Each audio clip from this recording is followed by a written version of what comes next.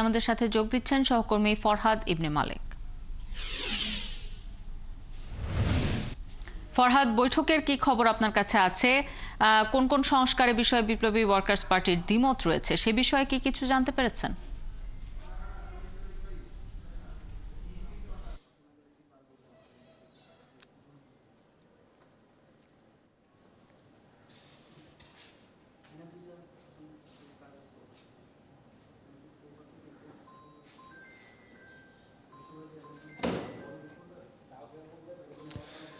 বৈঠকটি মূলত শুরু হয়েছে 10:15টার দিকে। 20টি রাজনৈতিক দলের সাথে ঐকমত্য কমিশন এই পর্যন্ত বৈঠক করেছে। এর আগে ঐকমত্য কমিশনে বিপ্লবী ওয়ার্কার্স পার্টি এসেছিল তাদের মতামত জানাতে। 166টি সংস্কার প্রস্তাবের বিপরীতে তারা 122টির সাথে একমত পোষণ করেছে, 21টির সাথে তারা আংশিক মত দিয়েছে এবং 23টি প্রস্তাবে তারা দ্বিমত পোষণ করেছে।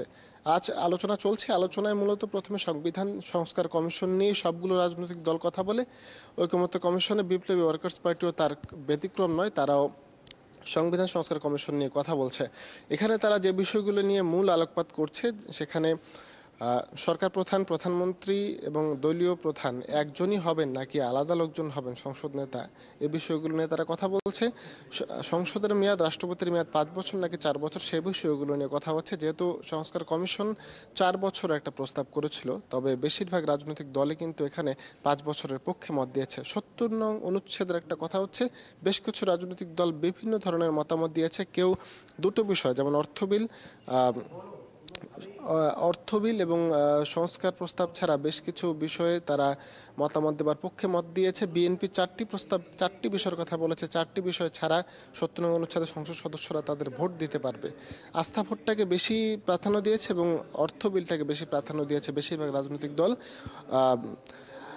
ঐকমত্য কমিশনে বিপ্লবী ওয়ার্কার্স পার্টি এই বিষয়গুলো নিয়ে কথা বলছে। এছাড়া প্রার্থীদের বয়স 21 হবে নাকি 25ই থাকবে, এই বিষয়গুলো নিয়েও কিন্তু কথা হচ্ছে। এছাড়া রয়েছে স্থানীয় সরকার নির্বাচন ব্যবস্থা, দুর্নীতি দমন কমিশন সংস্কার ব্যবস্থা, নির্বাচন কমিশন, পুলিশ সংস্কার কমিশন। এই 5টি সংস্কার কমিশনের প্রস্তাবের বিষয়ে কিন্তু আলোচনা চলছে। আলোচনাটি 10:15টার দিকে শুরু হয়েছে, দীর্ঘ সময় যাবৎ চলবে।